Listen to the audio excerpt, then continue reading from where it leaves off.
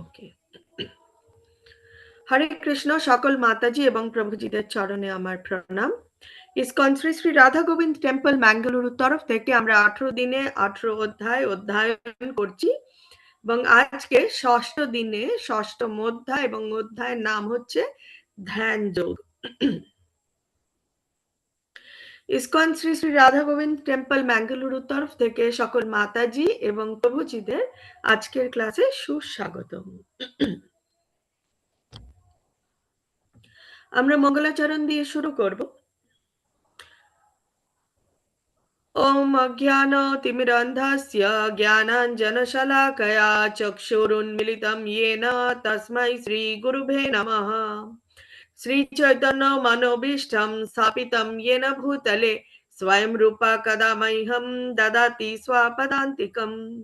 वन्देऽहं श्रीगुरु श्रीयुतपदकमलं श्रीगुरून् वैष्णवांश्च। श्रीरूपं साग्रजातं सगण रघुनाथान्वितं तं सजीवं साद्वैतं सावधूतं परिजनसहितं कृष्ण चैतन्यदेवं श्रीराधाकृष्णपादं सगण ललिता श्रीविशाखान्वितांश्च। हे कृष्ण करुणा सिन्धु दीनबन्धु पते गोपेशो गोपिका कान्तो श्रीराधाकान्तो नमोस्तुते। तप्त काञ्चन गौराङ्गी श्रीराधे वृन्दावनेश्वरी वृषभानुसुते देवी प्रणमामि हरिप्रिये। वाञ्छा कल्पतरुभ्यश्च कृपा सिन्धुभ्यश्च पतितानां पावनेभ्यो वैष्णवेभ्यो नमो नमो। नमो विष्णुपादाय कृष्णपृष्ठाय भूतले श्रीमते भक्तिवेदान्त स्वामिनिति नामिने। नमस्ते सरस्वते देवे गौरवाणी प्रचारिणे निर्विशेषे शून्यवादी पाश्चात्य देशतारिणे। जय श्री कृष्ण चैतन्य प्रभु नित्यानंद श्री अद्वैत गदाधर श्रीवासादि गौर भक्त वृंद। हरे कृष्ण कृष्ण कृष्ण हरे हरे, हरे राम राम राम हरे हरे। निताय गौर प्रेमानंदे हरि हरि बोल। श्रीला प्रभुपाद की जय, श्रीला गुरु महाराज की जय, गुरु परंपरा की जय।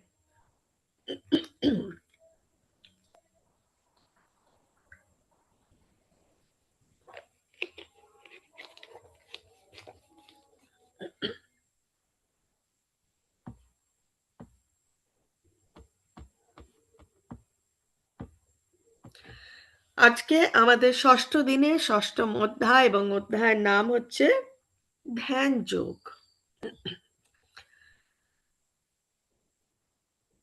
ওম নমো ভগবতে বাসুদেবায়, ওম নমো ভগবতে বাসুদেবায়, ওম নমো ভগবতে বাসুদেবায়। শুরুতেই আমরা জেনে নেব আমরা যে এই যে যোগ যোগ যোগ বলে অধ্যয়ন করে যাচ্ছি এবং সাংখ্য যোগ, তারপরে ভক্তি যোগ, কর্ম সন্ন্যাস যোগ। যোগ বলতে আমরা কি বুঝে থাকি?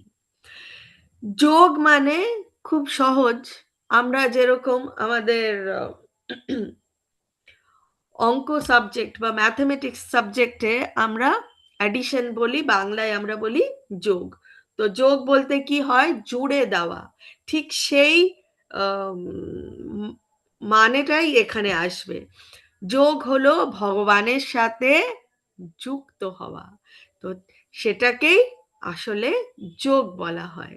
উদাহরণে আছে কর্মযোগ, জ্ঞান যোগ, অষ্টাঙ্গ যোগ, ভক্তি যোগ, কর্ম সন্ন্যাস যোগ। ঠিক আছে? যোগ বলতে যুক্ত হওয়া, এবং কার সাথে? ভগবানের সাথে। আমরা যার অংশ তার সাথে যুক্ত হওয়াকে যোগ বলা হয়। চতুর্থ শ্লোকে ভগবান বলছেন,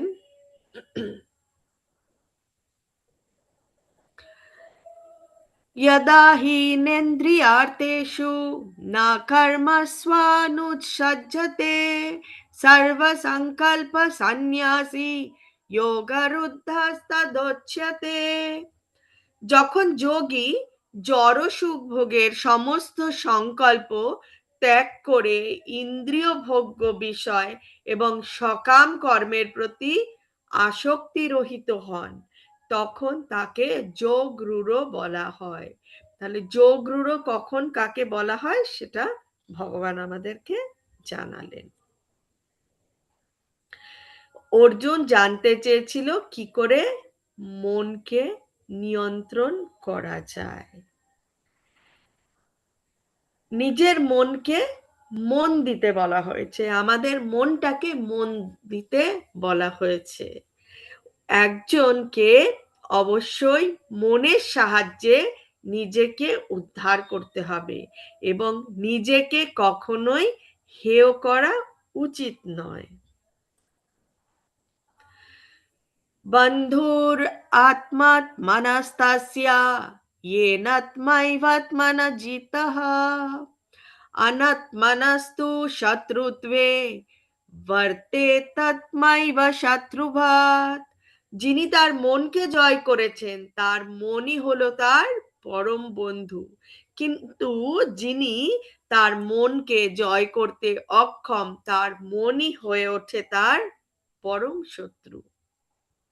আমরা এখানে বিভিন্ন রকমের যোগ দেখতে পাবো। আসলে যোগ হচ্ছে ভগবানের সাথে যুক্ত হওয়া, কিন্তু আজকাল আমরা বিভিন্ন রকম যোগের উদাহরণ মানে খুঁজে পাই, জাগতিক মানে খুঁজে পাই। সেটারই একটা ছবি আমরা এখানে দেখতে পাচ্ছি। এখানেও দেখতে পাচ্ছি লোকে সকালবেলা ঘুম থেকে উঠে খুব তড়িঘড়ি করে তাড়াহুড়ো করে যাচ্ছে। কোথায় যাচ্ছি? যোগা করতে যাচ্ছি। বা অফিস থেকে ফেরার পথে ইভিনিং স্ন্যাক্স করে কোথায়? যোগা করে বাড়িতে ফিরবো। তো বিভিন্ন ধরনের যোগা আছে। অনেকে যোগাটাকে আসলেই এক্সারসাইজ বা কুচকাওয়াজ বলে মনে করে, কিন্তু আসল যোগ হচ্ছে ভগবানের সাথে যুক্ত হওয়া। এটা কি যোগা? এটা কি কোনোভাবেই আমাকে ভগবানের সাথে যুক্ত করতে পারে? এখানেও আমরা যোগা দেখতে পাচ্ছি, বিভিন্ন ধরনের যোগ, শারীরিক এবং মানসিক স্বাস্থ্যের জন্য বিভিন্ন রকমের যোগ প্রচুর প্রচুর আজকের ডেটে প্রচুর রকমের রয়েছে। এখন সপ্তম শ্লোকে ভগবান বলছেন, জিতাত্মনা প্রসন্তস্য পরমাত্মা সমাহিতা শীতোষ্ণা সুখ দুঃখেষু তথা মান অপমানয়োঃ। জিতেন্দ্রীয় প্রশান্ত চিত্ত ব্যক্তি পরমাত্মাকে উপলব্ধি করতে পেরেছেন। তার কাছে শীত উষ্ণ সুখ দুঃখ এবং সম্মান ও অপমান সবই সমান।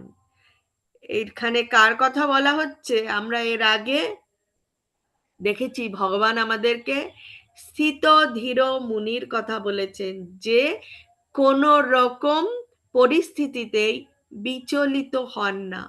তিনি জিতেন্দ্রীয়, তার ইন্দ্রিয়গুলোকে তিনি জয় করেছেন, তিনি প্রশান্ত চিত্ত এবং তার জন্য তিনি পরমাত্মাকে উপলব্ধি করতে পেরেছেন, যার জন্য পরমাত্মাকে উপলব্ধি করতে পেরেছেন, যার জন্য তিনি জানেন এই জড়া জগতে কিছুই নেই, কোনো কিছুই মানে রাখে না, কর্ম করে যেতে হবে, কিন্তু নিজেকে বন্ধনে বাঁধলে চলবে না।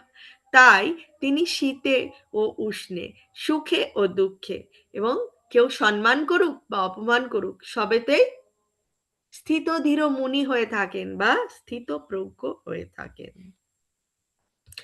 এখন আমরা জেনে নেব অষ্টাঙ্গ যোগ কাকে বলে, সেটার ব্যাপারেও ভগবান আজকে আমাদের বলবেন।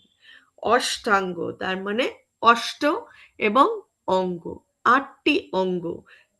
আগেকার দিনের যে ধ্যান যোগ ছিল সেই ধ্যান যোগের ৮টি অঙ্গ রয়েছে। সেই ৮টি অঙ্গ কি কি? সবার প্রথমে আসে যম, তারপরে নিয়ম, তারপরে আসন, প্রাণায়াম, প্রত্যাহার, ধারণ, ধ্যান এবং সর্বশেষে সমাধি, যেখানে ভগবানের সাথে সে নিজেকে মিলিয়ে দিতে পারে।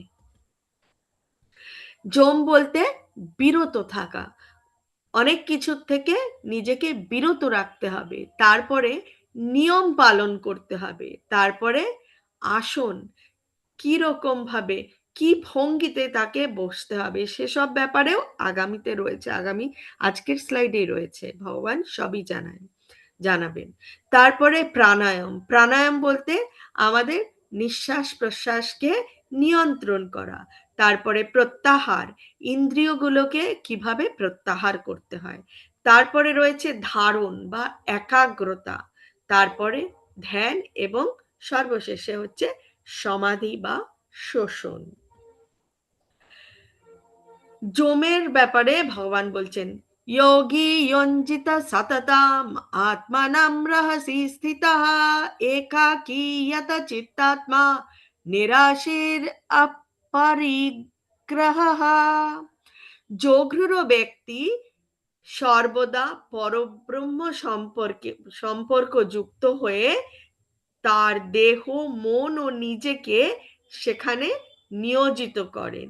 তিনি একাকী নির্জন স্থানে বসবাস করেন এবং সর্বদা সতর্কভাবে তার মনকে বশীভূত করেন। তিনি বাসনামুক্ত এবং পরিগ্রহ রহিত হবেন। সরি, হরে কৃষ্ণ। নিয়মের কথা ভগবান বলছেন, যুক্তাহারা বিহারস্য যুক্তা চেতস্য কর্মসু যুক্তা স্বপ্নাববোধস্য যোগো ভবতি দুঃখঃ।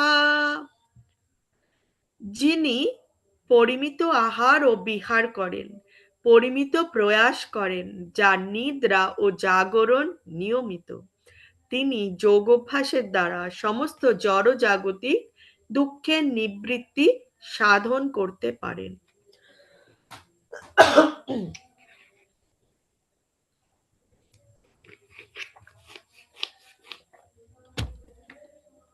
এখন আসনের ব্যাপারে ভগবান বলছেন, সমম কায়া শিরোগ্রীবম ধারয়ন অচলম স্থিরঃ সম্প্রেক্ষ্য নাসিকাগ্রম স্বম দিশাশ্চানবলোকয়ন।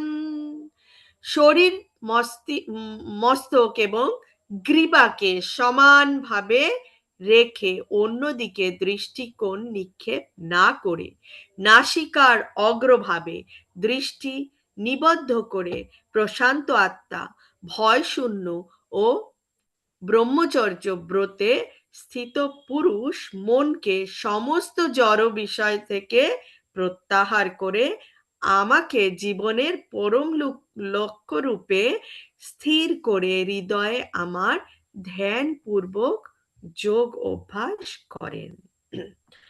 ভগবান এখানে কিভাবে আসনে কিভাবে বসতে হবে সেটাও ভগবান জানিয়ে দিচ্ছেন। একজনকে শরীর, ঘাড়, মাথা সোজা রেখায় ধরে রেখে নাকের ডগায় স্থিরভাবে তাকাতে হবে। এইভাবে স্থির, এখানে অস্থির রয়েছে, এখানে অস্থির হবে না, স্থির, এটা কেটে দিতে হবে। স্থির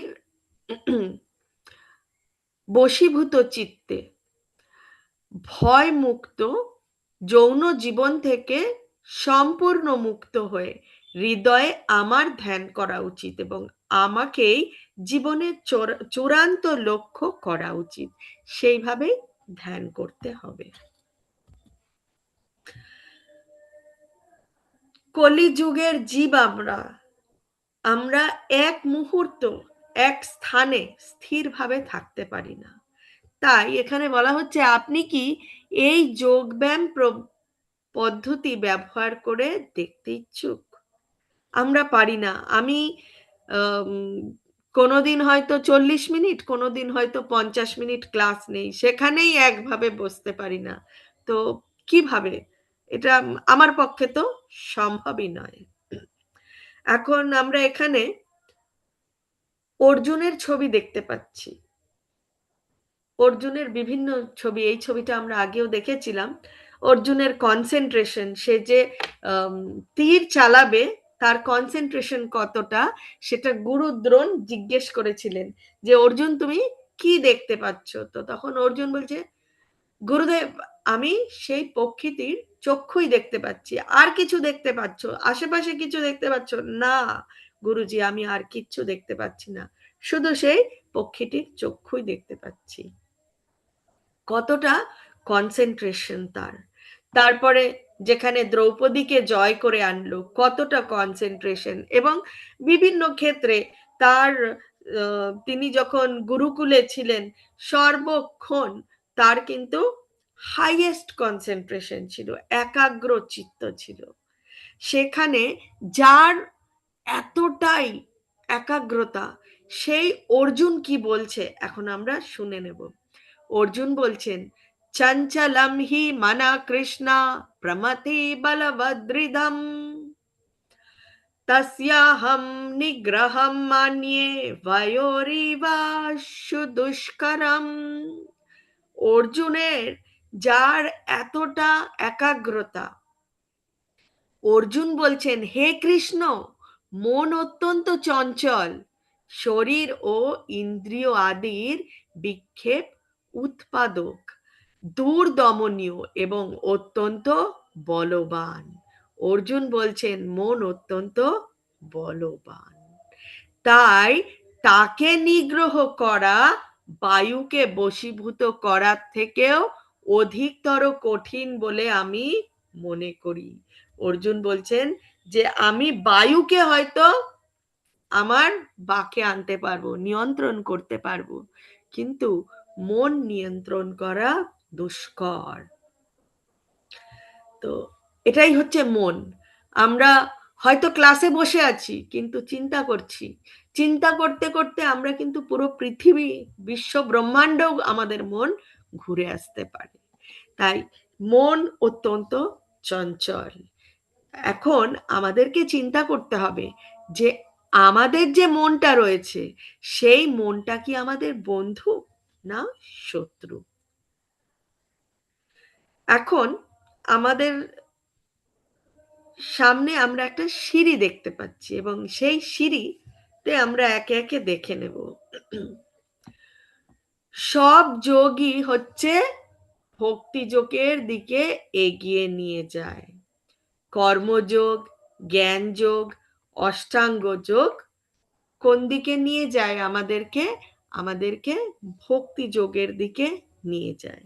অতএব জড়া জগতে এসছি, পরিবারের মধ্যে রয়েছি, কর্ম করব, আমাদের এই জগতে কর্ম করব, কিন্তু ভক্তির পথে চলবো, ভক্তি যোগ নিয়ে চলবো।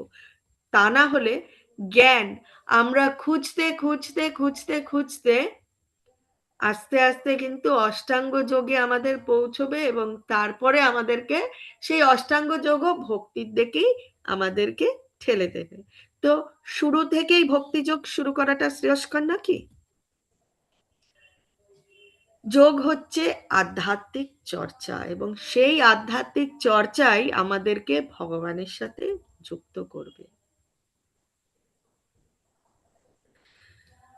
তো এক এক যুগে এক এক রকমের যোগ করতে হতো। সেটা কি ছিল? সত্য যুগে ছিল ধ্যান যোগ,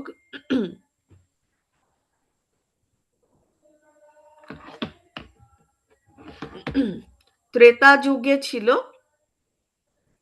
যজ্ঞ বলিদান, দাপর যুগে ছিল মন্দিরে পুজো পাঠ, এবং এই কলি যুগে যে যোগ সেটা হচ্ছে জপ যজ্ঞ, ভগবানের পবিত্র নাম জপ করা।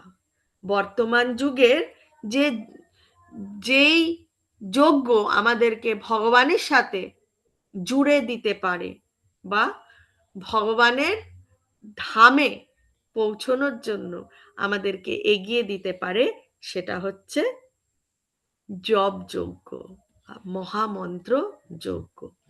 তো এখানে আমরা বাম দিকে লিফট দেখতে পাচ্ছি এবং ডান দিকে আমরা সিঁড়ি দেখতে পাচ্ছি। তো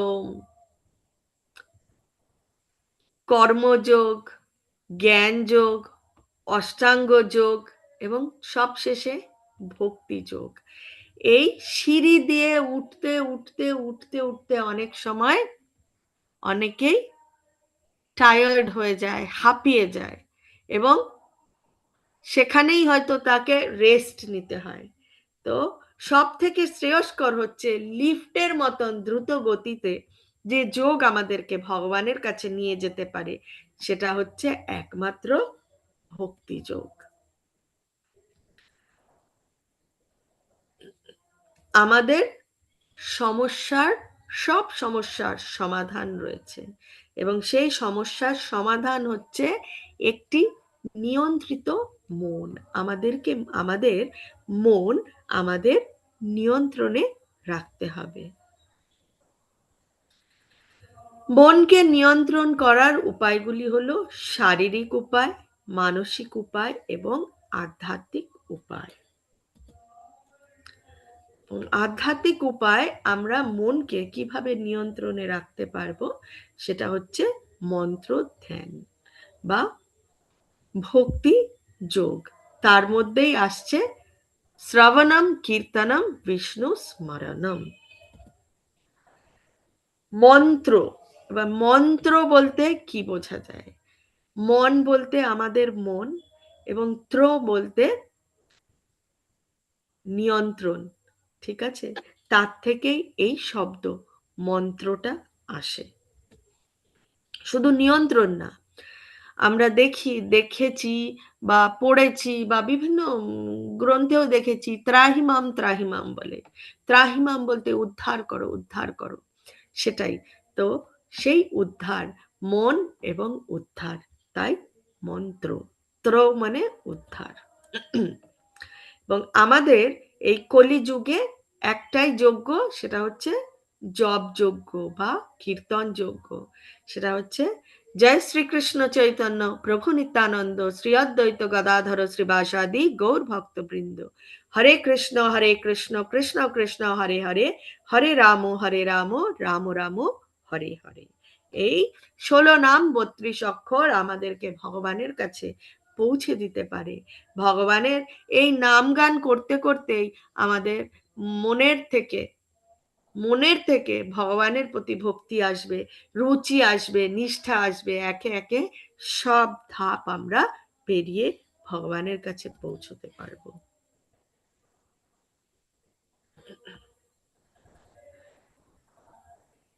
এবং শাস্ত্রে উল্লেখ রয়েছে ভগবানের পবিত্র নাম জপ করার কথা।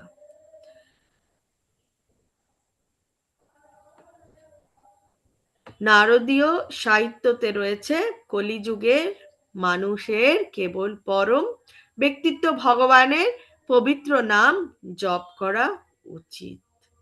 সেটাতে কি বলা হয়েছে? সেখানে বলা হয়েছে হরের নামা হরের নামাই বা কেবলম কালাও নাস্তি এভ্যা নাস্তি এভ্যা নাস্তি এভ্যা গতির অন্যথা। সমস্ত বৈদিক শাস্ত্র অনুসন্ধান করবার পরে এই যুগের জন্য হরে কৃষ্ণ মহামন্ত্র জপের চেয়ে মহৎ ধর্মের পদ্ধতি আর খুঁজে পাওয়া যায় না। এবং এটা কলি সন্ত রত্র উপনিষদেও রয়েছে। বৃহৎ নারদীয় পুরাণেও একই কথা রয়েছে, হরের নামাই বা কেবলম কালাও নাস্তি এভ্যা নাস্তি এভ্যা নাস্তি এভ্যা গতির অন্যথা। হরে কৃষ্ণ মহামন্ত্র ছাড়া আর কোনো গতি নেই। যার জন্য আমরা দেখতে পাই সাধারণত আমাদের বাড়িতে করা হয়ে থাকে, যখন কোনো নতুন সদস্য আমাদের গৃহে আসে, বলতে যখন নতুন শিশু জন্মায়, তো তখন তাকে যেই ঘরে রাখা হয় সেই ঘরের চারদিকেও কিন্তু আমরা হরে কৃষ্ণ মহামন্ত্র, আমার মনে আছে তালের পাতার মধ্যে সেগুলো লিখে আমাদের চারদিকে ওয়ালের মধ্যে লাগিয়ে রাখা হয়, দরজা জানলা চারিদিকে ছোট ছোট করে হরে কৃষ্ণ মহামন্ত্র পুরো 16 নাম 32 অক্ষর লিখে রাখা হয়। এবং এটাও দেখা যায় যে কাউকে যখন অন্তিম যাত্রায় নিয়ে যায়, সেখানেও কিন্তু হরিনাম করতে করতে নিয়ে যাওয়া হয়। শ্রীমদ্ ভাগবতমে সুখদেব গোস্বামীও বলেছেন, কাকে? পরীক্ষিত মহারাজকে, আমার প্রিয় রাজা, যদিও কলিযুগ দোষে পূর্ণ, তবুও এই যুগে একটি ভালো গুণ রয়েছে, তা হলো হরে কৃষ্ণ মহামন্ত্র জপ করার মাধ্যমে কেউ বস্তুগত বন্ধন থেকে মুক্ত হতে পারে এবং অতীন্দ্রিয় রাজ্যে উন্নীত হতে পারে। ভগবান শ্রীকৃষ্ণ ভগবদ্গীতার 10ম অধ্যায় 25 নম্বর শ্লোকে নিজেই বলেছেন যে ভগবান হচ্ছেন যে ত্যাগের পবিত্র নাম, সেটাও কিন্তু ভগবান নিজেই। তাই এখানে বলেছেন যজ্ঞা জাপা যজ্ঞোস্মি, ভগবান সেটা বলেছে যে যজ্ঞ যে করা হয় বা জপ যজ্ঞ যে করা হয়, সেই জপ যজ্ঞ কিন্তু ভগবান নিজেই। শিক্ষা অষ্টকমে শ্রী চৈতন্য মহাপ্রভুও বলেছেন, হে ভগবান, হে পরমেশ্বর ভগবান, আপনার পবিত্র নামই জীবের জন্য সমস্ত সৌভাগ্য রয়েছে এবং সেই জন্য আপনার অনেক নাম নাম বহুদা আকারী। তো সেখানে বলেছেন যে যেমন কৃষ্ণ এবং গোবিন্দ, আপনি আপনার সমস্ত ক্ষমতা এইসব নামের মধ্যে বিনিয়োগ করেছেন এবং তাদের মনে রাখার জন্য কোনো কঠিন এবং দ্রুত নিয়ম নেই। এখন আমরা জেনে নেব ভগবানের নাম জপ করার কিছু নিয়ম এবং কি করা উচিত, কখন করা উচিত, কিভাবে করা উচিত, আর কি কি করা উচিত নয়। মন্ত্র জপ করার সময় কি কি করতে হবে? মন্ত্র জপ করার সময় কি কি করতে হবে? তো হরে কৃষ্ণ মহামন্ত্র শুরু করার আগে পঞ্চতন্ত্র নয়, পঞ্চতত্ত্ব তয় তয় হবে, তয় বয়, পঞ্চতত্ত্ব মন্ত্র জপ করতে হবে। সেই পঞ্চতত্ত্ব মন্ত্র হচ্ছে জয় শ্রীকৃষ্ণ চৈতন্য প্রভু নিত্যানন্দ শ্রী অদ্বৈত গদাধর শ্রীবাসাদি গৌর ভক্তবৃন্দ, এটা বলতে হবে এবং তারপরে হরে কৃষ্ণ মহামন্ত্র। এবং আমাদের জোরে জোরে নাম জপ করা উচিত। আমি এর আগেও বলেছি, এই হাওয়ার মধ্যে বিভিন্ন রকমের জীব রয়েছে, তাদেরকেও শোনানো হবে। একটা টিকটিকি, একটা আরশোলা, একটা পোকা, একটা মশা, একটা মাছি বা অন্যান্য যে রকমই পোকামাকড় থাকুক না কেন, বিভিন্ন রকমের জীব আমাদের আশেপাশে রয়েছে, সবাইকে শোনাতে হবে এবং নিজে জোরে জোরে বলতে হবে, কান দিয়ে শুনতে হবে। মহামন্ত্র জপ করার সময় কি কি করতে হবে? হরে কৃষ্ণ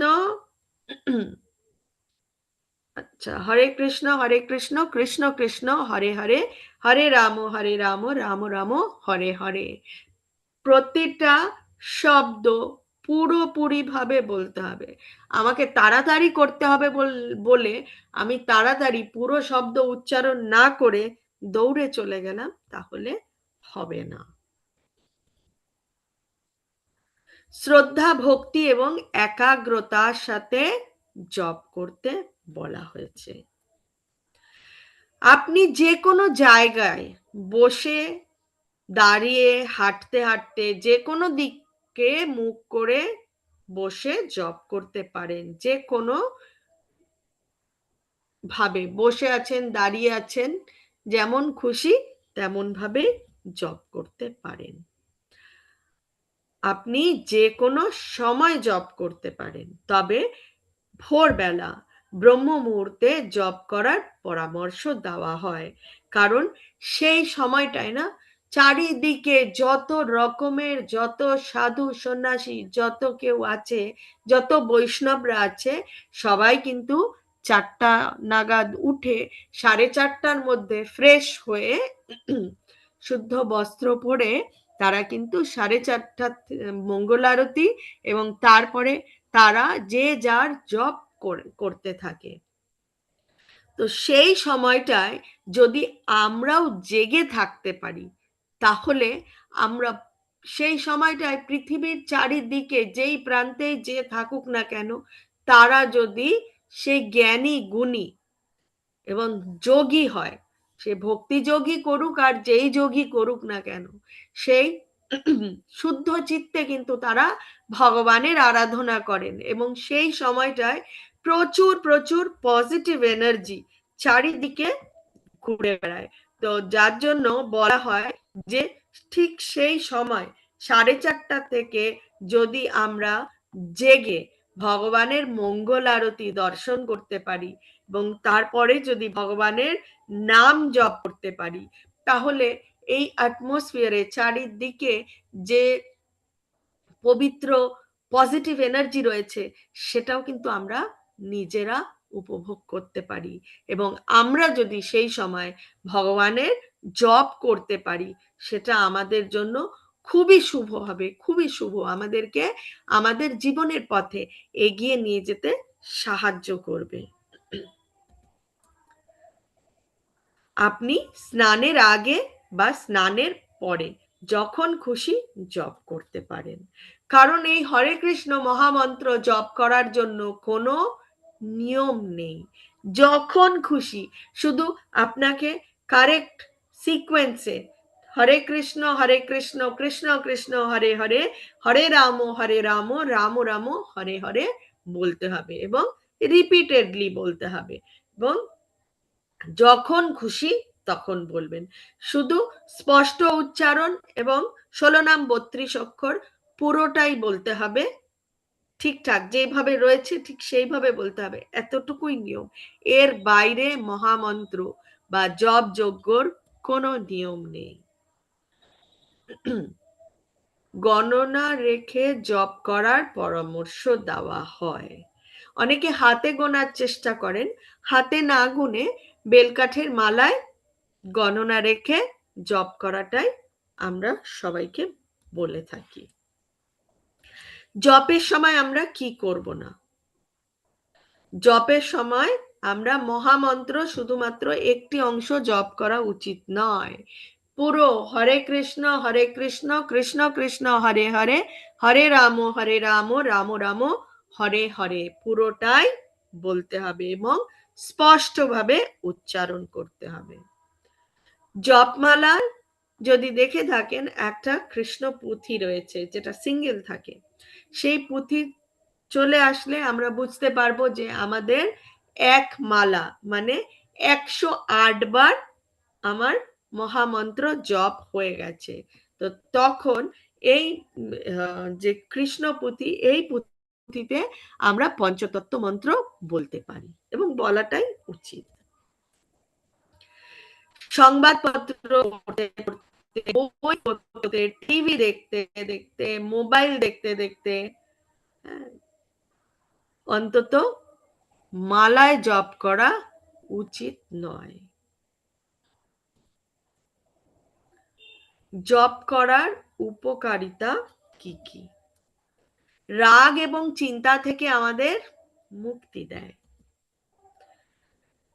ভগবানের নাম গান জপ করলে মনে একটা আলাদাই শান্তি আসে, এবং সেই যে সুখ ভগবানের নাম গান কীর্তন করে, সেটা প্রকৃত সুখ, এবং সেটা আমাদের জ্ঞান দান করেন। কেন জ্ঞান দান করেন আমি গতকালকেও বলেছিলাম। 15 অধ্যায়ের 15 নম্বর শ্লোক, সেখানে ভগবান নিজেই বলেছেন। ভগবান কি বলেছেন? ভগবান বলেছেন, সর্বস্য চাহম হৃদি সন্নিবিষ্ট মতা স্মৃতির জ্ঞানম অপোহনম চ বেদাশ্চ সর্বের অহমেব বেদ্য বেদান্ত কৃদ্বেদবিদ এব চাহম। তো ভগবান বলছেন, প্রতিটি হৃদয়ের মধ্যে আমি পরমাত্মা রূপে বাস করি। তারপরে ভগবান বলছেন মত্তা স্মৃতির জ্ঞানম। তো ভগবান বলছেন যে জ্ঞানও ভগবান দেন, সেই পরমাত্মা রূপে আমাদের যে হৃদয়ে রয়েছে। আমরা যদি একটু ভক্তির পথে চলার চেষ্টা করি, ভগবানের প্রতি শ্রদ্ধা ভক্তি আনি, ভগবানের নাম জপ করি, তাহলে সেই পরমাত্মাই হচ্ছে আমাদের কি দেবেন? জ্ঞান দেবেন। তিনি আমাদের জ্ঞান দেবেন, বুদ্ধি দেবেন, এবং তার জন্যই আমাদের স্মৃতি, তিনি আমাদের স্মৃতি শক্তি বাড়িয়ে দেবেন, এবং যেটা যেটা দরকার নেই সেটা ভুলে যেতেও ভগবান আমাদের সাহায্য করবেন। আমাদের জীবনে অনেক অনেক অনেক কিছু রয়েছে যেটা আমরা ভুলতে চাই, ভুলতে পারি না, এবং ভোলাটা শ্রেয়স্কর, কারণ সেটা ভুলে গেলেই আমরা আগে এগিয়ে যেতে পারবো। সেই ভুলিয়ে দেওয়াটাও ভগবান নিজেই করে দেন। এখন ভগবান বলছেন, প্রাপ্যা পুণ্যা কৃতম লোকান উষিত্বা শাশ্বতী সমহ শুচিনম শ্রীমতম গেহে যোগ ভ্রষ্ট বিজায়তে। যোগভ্রষ্ট ব্যক্তি পুণ্যবানদের প্রাপ্য স্বর্গাদি লোকসমূহ বহুকাল বাস করে সদাচারী ব্রাহ্মণদের গৃহে অথবা শ্রীমান ধনী বণিকের গৃহে জন্মগ্রহণ করেন। তো যে যোগে রয়েছেন, যোগ সাধনা করার চেষ্টা করছেন, কিন্তু তিনি সাফল্য অর্জন করতে পারেননি কোনো কারণবশত, তো যেহেতু তিনি যোগের মধ্যে ছিলেন, কোনো না কোনো যোগ অধ্যয়ন করছিলেন, তো তার কিছু তো পুণ্য কর্ম ছিল, তো সেই পুণ্য কর্মের জন্য পরের জীবনটা সে কোনো উচ্চতর গ্রহে পৌঁছতে পারেন, এবং যার জন্য এখানে স্বর্গাদি বলা হয়েছে। এবং সেই উচ্চতর গ্রহে পৌঁছানোর পরে এই যে 14টি লোক রয়েছে, আজকে সময় হলে আমি ছবিটা দেখাবো অবশ্যই। 14টি লোকের মধ্যে যদি আমরা যেখানেই যাই না কেন, আমাদেরকে কিন্তু জন্ম মৃত্যু জরা ব্যাধি যে চক্র, সেই চক্রর মধ্যেই থাকতে হবে। এমনকি স্বর্গে পৌঁছলেও কিন্তু আমাদের আবার জন্ম হবে। কখন জন্ম হবে? আমরা যেই পুণ্যটুকু করব, সেই পুণ্যটা হচ্ছে ঠিক আমাদের ব্যাংক অ্যাকাউন্টের মতন। ব্যাংক অ্যাকাউন্টের যে এটিএম কার্ড, ডেবিট কার্ড, যেই কার্ডই বলি না কেন, ক্রেডিট কার্ড নয়, এটিএম এবং ডেবিট কার্ড। তো সেই পুণ্য যেটা অর্জন করি সেটা আমাদের পুণ্য অ্যাকাউন্ট ব্যালেন্সে থাকে, এবং পরের জন্মে যদি ভালো কর্ম করে থাকি, পরের জন্মে উচ্চতর কোনো গ্রহে আমরা পৌঁছবো, এবং সেই গ্রহে ততদিন আমরা বাস করতে পারবো যতদিন না আমাদের সেই যে পুণ্যের অ্যাকাউন্ট ব্যালেন্স আস্তে আস্তে আস্তে আস্তে জিরোতে না চলে আসছে। জিরোতে আসার পরে আবার পুনরায় জন্ম নিতে হবে। তো যারা এই ভগবানের ভক্তির পথে এগিয়েছিলেন কিন্তু পুরোপুরি সাফল্য অর্জন করতে পারেননি, তারা উচ্চতর লোকে যাবেন, ব্যালেন্স শেষ হবে, এবং তারপরে তাদের কোথায় জন্ম হবে? ভগবান বলছেন তাদের জন্ম হবে সদাচারী ব্রাহ্মণদের গৃহে অথবা শ্রীমান ধনী বণিকের গৃহে। এবং কেন সেখানে জন্ম হবে সেটাও আমরা দেখে নেব। তত্র তম বুদ্ধি সংযোগম লভতে পৌর্বদেহিকম यतते च ततो ভূয়ঃ সংসিদ্ধৌ কুরুনন্দনা। হে কুরুনন্দন, সেই প্রকার জন্মগ্রহণ করার ফলে তিনি পুনরায় তার পূর্ব জন্মকৃত পারমার্থিক চেতনার বুদ্ধি সংযোগ লাভ করে সিদ্ধি লাভের জন্য পুনরায় যত্নবান হন।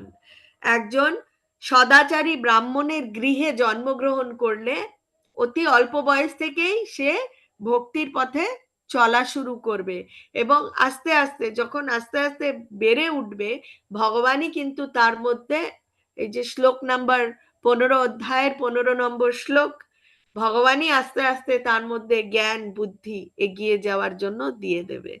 এবং কেউ যদি কোনো ধনী বণিকের গৃহ জন্মগ্রহণ করে, তাহলে সে কোথায় থাকবো, কি পড়বো, কি আহার করব সেই চিন্তাটুকু তার থাকবে না, কারণ ধনী।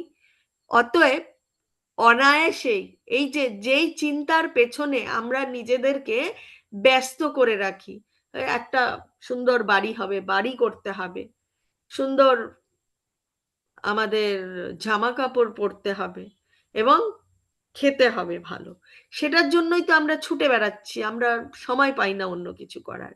তো সেই তিনটে যাতে থাকে, যার থাকবে, সে সময় পাবে ভক্তির পথে এগিয়ে যাওয়ার জন্য।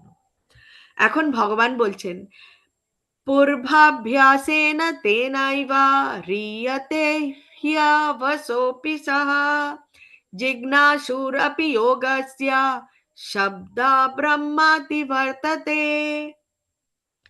তিনি পূর্ব জন্মের অভ্যাস বশে যেন অবশ হয়ে যোগ সাধনের প্রতি আকৃষ্ট হন। কার কথা বলছে? যে আগে ভগবানের ভক্তির পথে বা কোনো না কোনো যোগের পথে, সে ধ্যান যোগও হতে পারে, অষ্টাঙ্গ যোগও হতে পারে, ঠিক আছে, সে যে একজন সদাচারী ব্রাহ্মণ অথবা ধনী বণিকের ঘরে জন্ম নিয়েছেন, তার কথা বলছেন। এই প্রকার যোগশাস্ত্রের জিজ্ঞাসু পুরুষ বেদোক্ত সকাম কর্মমার্গকে অতিক্রম করেন। কেন বলা হয়েছে বেদোক্ত সকাম কর্মমার্গ?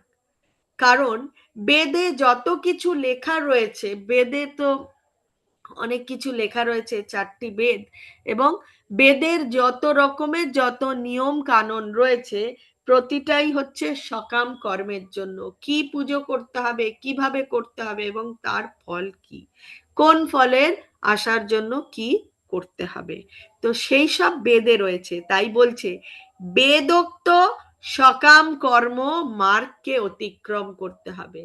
কারণ বেদোক্ত সকাম কর্ম যদি করি, তাহলে আমরা আবার মহামায়া দেবীর জালে পড়ে যাব, বন্ধনে পড়ে যাব, এবং আবার পুনরায় জন্মগ্রহণ করতে হবে। তাই বলা হচ্ছে যে এই বেদোক্ত কর্মমার্গকে অতিক্রম করেন, অর্থাৎ সকাম কর্মমার্গে যে ফল নির্দিষ্ট আছে তার থেকে উৎকৃষ্ট ফল লাভ করেন, কারণ তিনি কোনো ফলের আশা করেন না।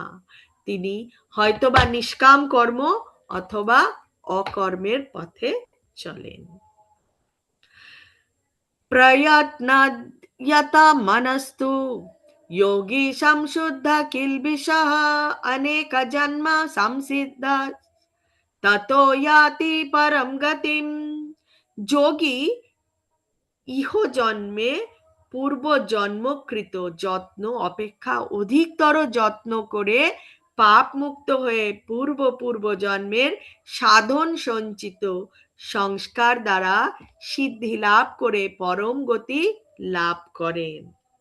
আমরা অনেক সময় দেখে থাকি যে অনেক অল্প বয়সে ভক্তির পথে অনেক অনেক এগিয়ে গেছে, অনেক আমরা দেখি আশেপাশে এবং অবাকও হই। সেটা কিন্তু তার শুধু এই জীবনের কর্মের জন্য নয়, সে যে অনেক অল্প বয়সে অনেক দূরে এগিয়ে গেছে, তিনি তার অনেক অনেক কটা জন্ম ধরে বা পূর্বের জন্মে যে সাধনা করেছিলেন সেই সঞ্চিত, সেটা ভগবান সঞ্চয় করে রাখে এবং তার পরের জন্মে সেটা পুরোপুরি ঢেলে দেয়, এবং সঞ্চিত সংস্কার দ্বারা সিদ্ধি লাভ করে পরম গতি লাভ করেন। এখন ভগবান বলছেন শ্লোক নম্বর 47, যোগী নাম আপি সর্বেশম মদ্গতেনান্তরাত্মনা শ্রদ্ধাবান ভজতে ইয়ো মাম সমে যুক্তা তমো মতঃ। যিনি শ্রদ্ধা সহকারে মদগত চিত্তে আমার ভজনা করেন, তিনি সবচেয়ে অন্তরঙ্গভাবে আমার সঙ্গে যুক্ত হন, এবং তিনি সমস্ত যোগীদের মধ্যে শ্রেষ্ঠ, সেটাই আমার অভিমত।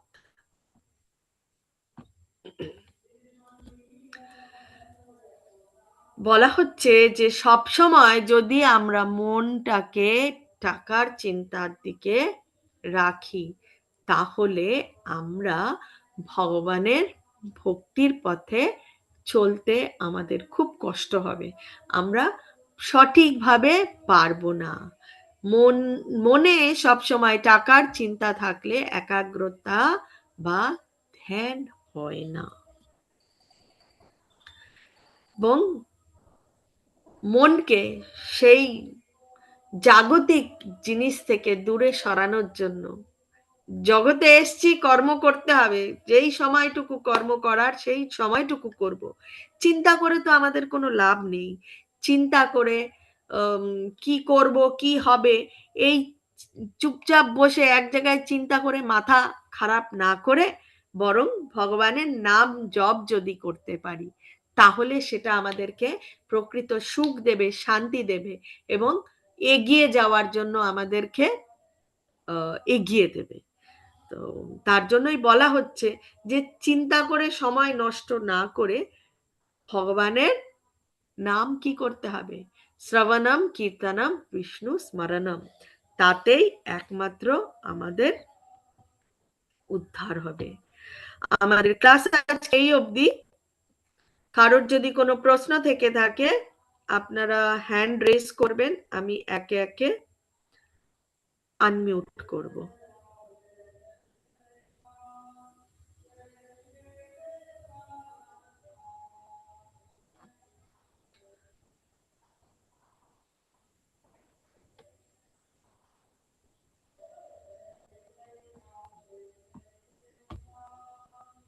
হরে কৃষ্ণ, ডগরি মাতাজি। হরে কৃষ্ণ মাতাজি। হরে কৃষ্ণ মাতাজি। আমার না একটা বিষয় নিয়ে জানা ছিল। আজকে সকালে আসলে ওই মানে প্রশ্নটা না আমার মনে আসে, ঠিক আছে, তো আমি ভেবেছিলাম যে আজকে জিজ্ঞাসা করব আমি। মেন হচ্ছে যে ধরুন এই জন্মে কেউ